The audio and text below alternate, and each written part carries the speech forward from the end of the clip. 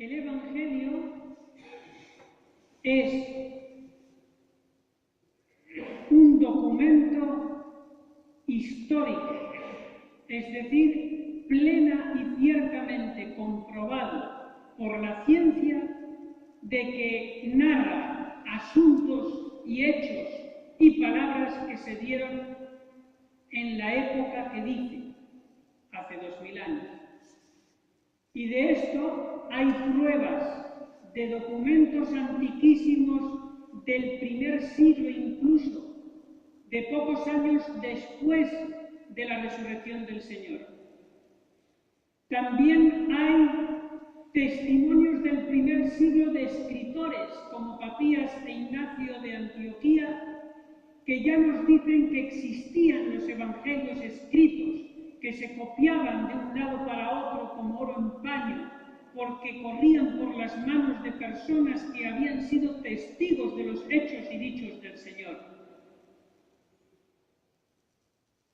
Y además, comparando las versiones antiguas y los papiros de los primeros tiempos unos con otros, se descubre científicamente que concuerdan, de tal manera que entre las muchas erratas que pueda haber no hay ni una sola que cambie el sentido poniendo en duda la revelación.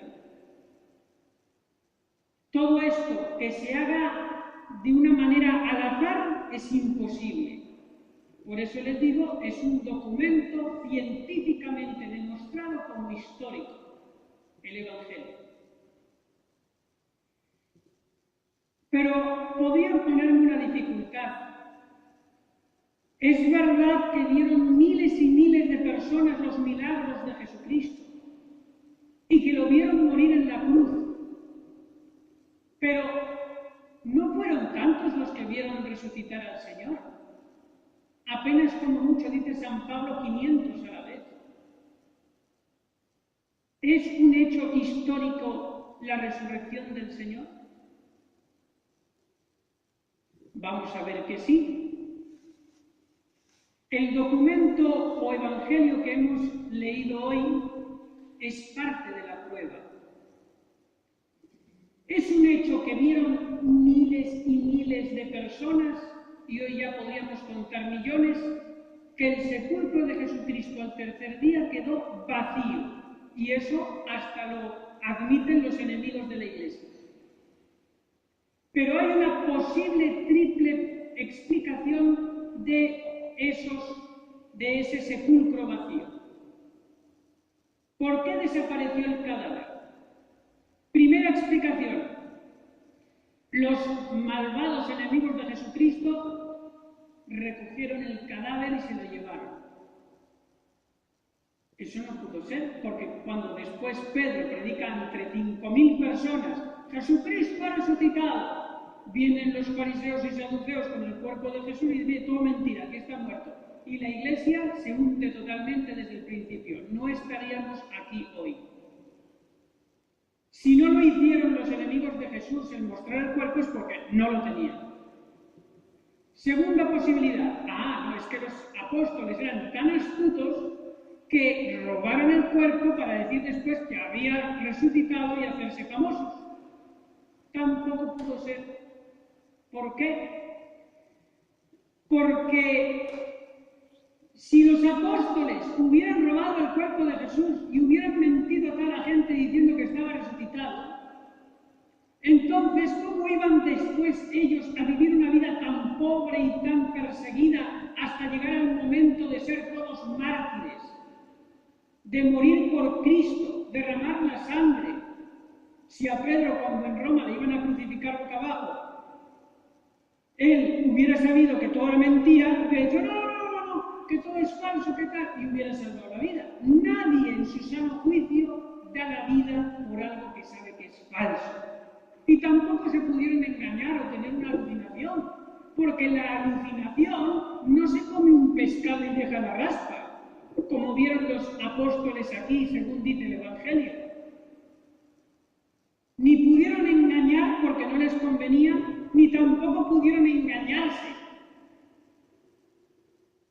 Luego solamente queda la tercera posibilidad de que el sepulcro quedó vacío, que el ladrón del cadáver de Jesús fue el mismo Jesucristo, resucitó con su propio poder divino. Y en esa resurrección nos cambia a nosotros la vida, nos da la esperanza de la eternidad, de algo que está más allá de este mundo deprimente, decepcionante, con la condición de que seamos fieles a su evangelio, a sus enseñanzas, a su iglesia. Así que termino diciéndoles aquello que decía San Pedro a esa multitud con el corazón abierto, deseosos de conocer el mensaje de Dios. Les decía Pedro, el primer papa de la Iglesia, y con esto termino: escapad de esta generación perversa.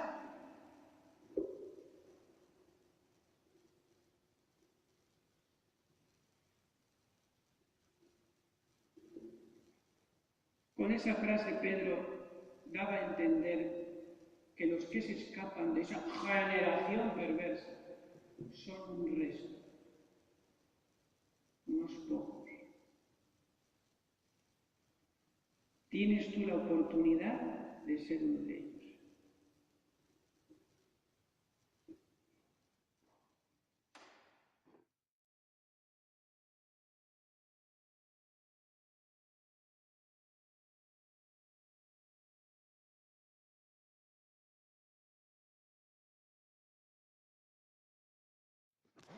El Evangelio, etimológicamente, viene del griego y significa buena noticia.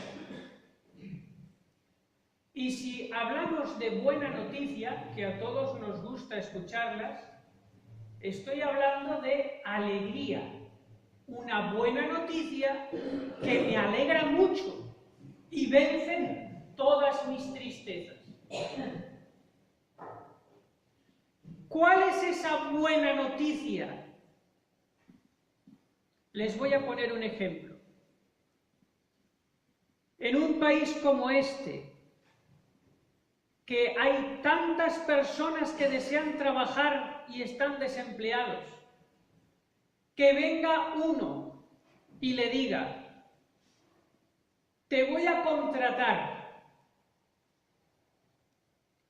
se llenaría de alegría. Voy a darte un trabajo duro, no te voy a engañar. Ven a trabajar a la mina, que es de mi propiedad, y te voy a poner a trabajar 10 horas, a pico y pala, tragando polvo, con pocos días de vacaciones. Y ya uno se asusta, voy a tener que aceptar porque si no me quedo sin nada. Pero he aquí que me dice el patrón: pero te voy a pagar más que a un ingeniero, 20.000 euros al mes. Claro, con ese sueldo se te olvidan las 10 horas de trabajo y el polvo que tienes que tragar. 20.000 euros. Y si te hace así en la carita una sonrisa de oreja a oreja. Acepto. Esa es la buena noticia. Pues he aquí que viene Dios. Se hace hombre, Jesucristo. Vence a la muerte, resucita. Y con su muerte y su resurrección vence mi propia muerte. Y me promete el sueldo de la vida eterna si yo acepto su contrato. Y me toca la puerta. ¿Quieres que te diga las consignas del contrato para que ganes no un sueldo de 20.000 euros, que no te va a hacer feliz, sino la vida eterna? Y el 100 por 1 en la tierra, palabras de Jesús. Esa es la buena noticia. Y resucito de entre los muertos para probarte que lo que te digo es la pura verdad, que puedes tener esperanza cierta de que te voy a pagar. ¿Cuáles son las consignas del contrato? Jesucristo no te engaña. Va a ser un contrato duro. Y por eso dice en el Evangelio, el que quiera seguir en pos de mí, que cargue con su cruz y me siga.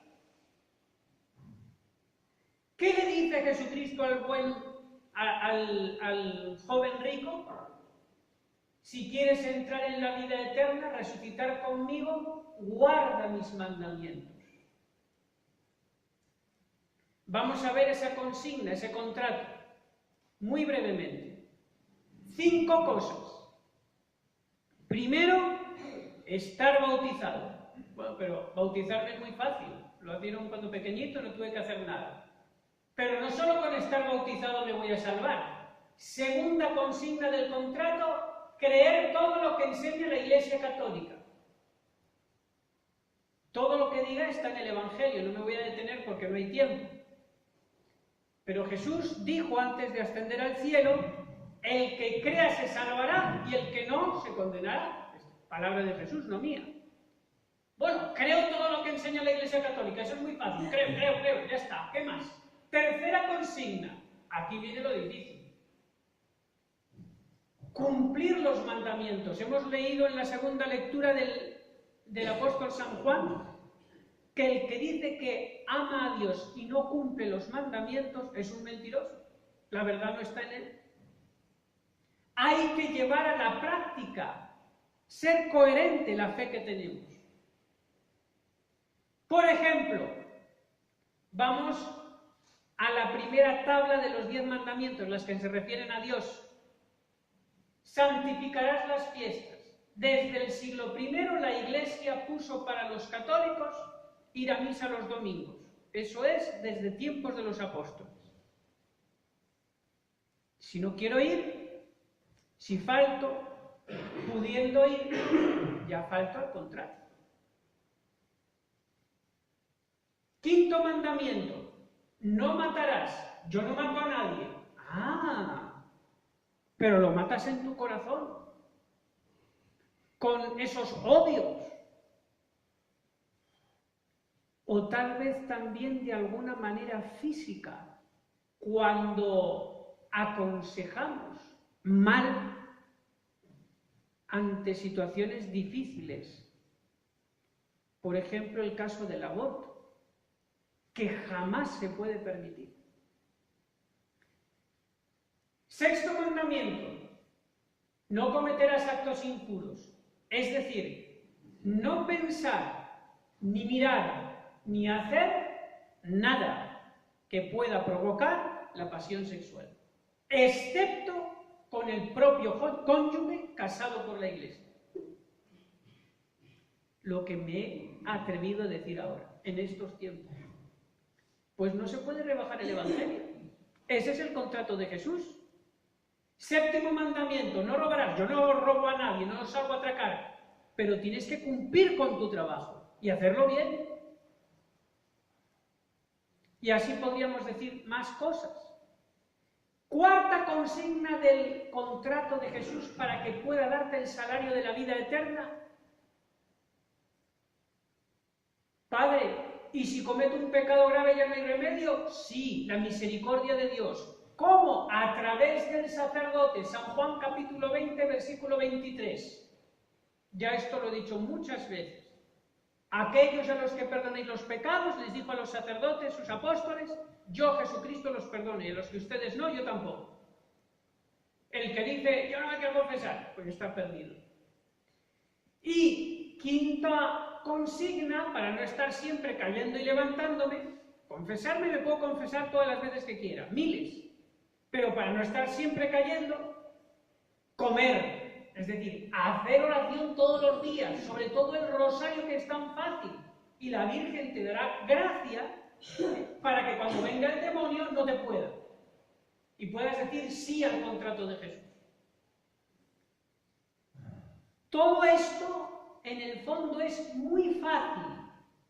La dificultad no está en lo que digo, sino en la falta de amor para vivirlo. No te pierdas este contrato, querido hermano, y divúlgalo con tu alegría. Que todos los que te conozcan vean que lo vives y que estás alegre viviéndolo. sabiendo que no eres un triste cristiano y que por más que te metan cruces encima y que te odien y que te persigan y que te van las cosas mal, conservas en el fondo una alegría que supera todas las tristezas porque tienes la esperanza no en las cosas de este mundo, sino en Jesucristo resucitado.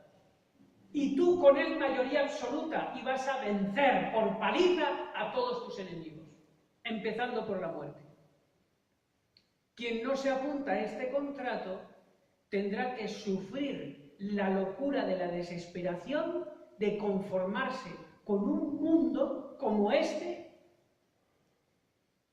y nada más. Y no sabe para cuánto tiempo. Por eso decía San Pablo, si Jesucristo no ha resucitado, somos los más desgraciados del mundo.